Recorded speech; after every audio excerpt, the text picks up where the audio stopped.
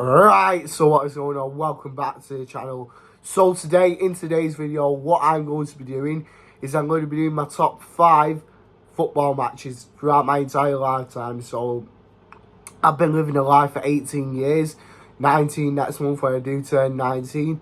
But yeah, I've had some fantastic football memories over the years, some ups, some downs, and all around such a good time in football. You know, these things happen in life, you lose some, you win some. But yeah, we're going to hit off at number 5. We're going to be going to Old Trafford. Now, this match is a bit recent in my time of supporting Man United and watching Man United. Is Manchester United against Norwich City. Now, you're probably thinking, why have I chose that game out of all the games I could have possibly chosen? Obviously, the whole Ronaldo situation, you know, scored a hat-trick just before his kid unfortunately passed away. It just meant so much to everyone associated with Man United, and obviously the Ronaldo family. But yeah, it was a good match. I was in attendance at Old Trafford in the Sir Alex Ferguson stand.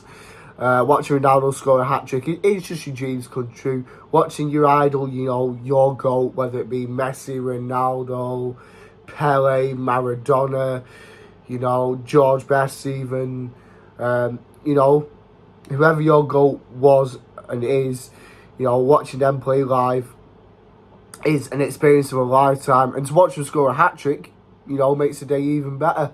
But yeah, United did win 3-2. Ronaldo with that fantastic free kick was a stunner of a free kick. But yeah, going on to our 4th now. Liverpool fans are going to absolutely kill me for this one.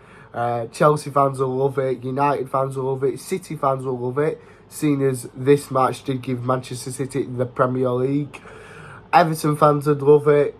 The whole world would love it, except Steven Gerrard and Liverpool Football Club and the players at the time. Obviously, it is Liverpool 0, Chelsea 2. Now, who can forget this? Obviously, final game of the season. Steven Gerrard has his infamous team talk saying, lads, this does not fucking slip in his Scouse accent.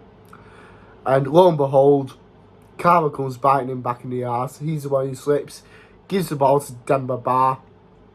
Obviously, on the stroke of half-time, 45 minutes, he scores that goal.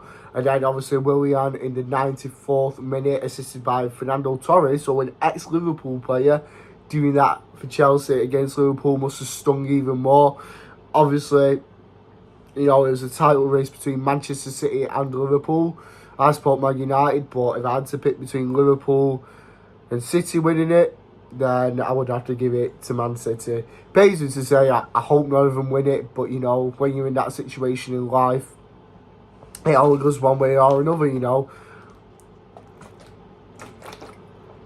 Because Liverpool could have been on 20 titles now. Obviously, they won it back in the 2019-20 season, COVID season.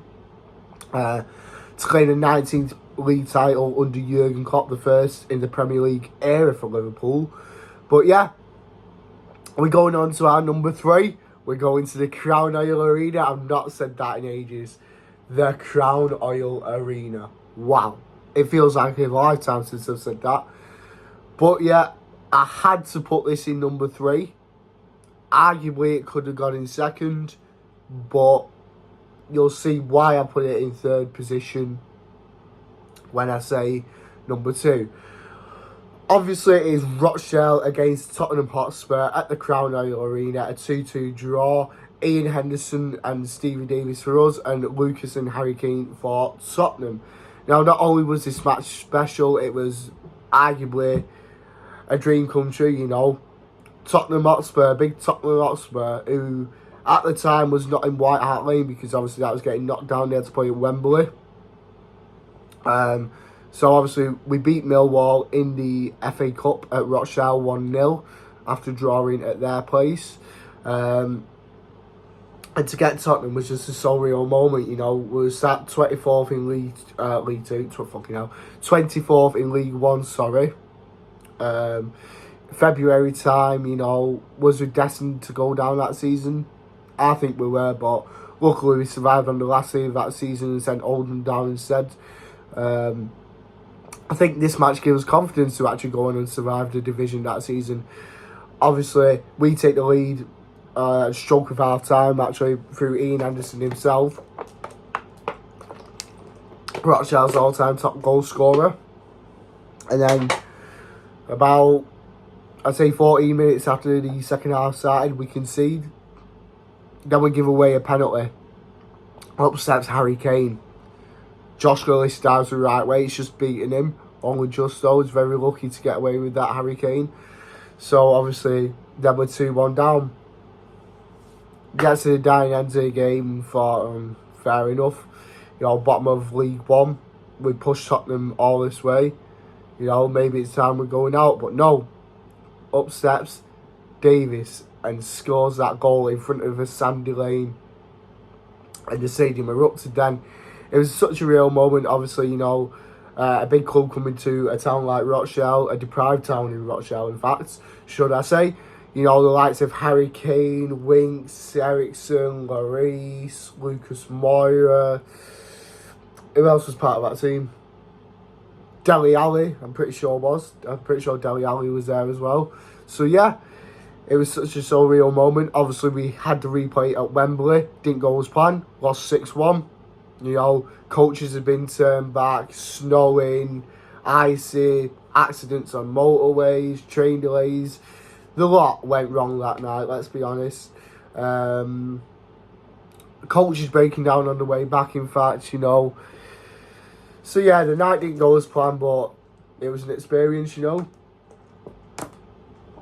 Playing a Premier League team at Wembley, not in the final, you know, was a good experience.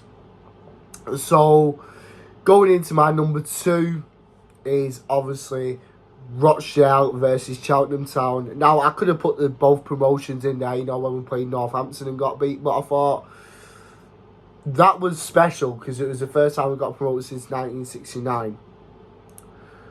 But from my perspective, because I didn't understand it back then, and obviously when it comes to the second promotion, I understood the game a bit more and a bit more knowledge coming. So that's why I put Rochdale against Cheltenham Town. Obviously, our second time being promoted from League 2. We finished 3rd that season in League 2. Obviously, Chesterfield won the league. If I'm being honest, I can't remember. It was Chesterfield, Gillingham, Rochdale, and then Fleetwood Town won the playoffs. And Fleetwood Town have been in League One ever since. But I think Fleetwood Town will come down this year. I don't think they're strong enough to survive League One.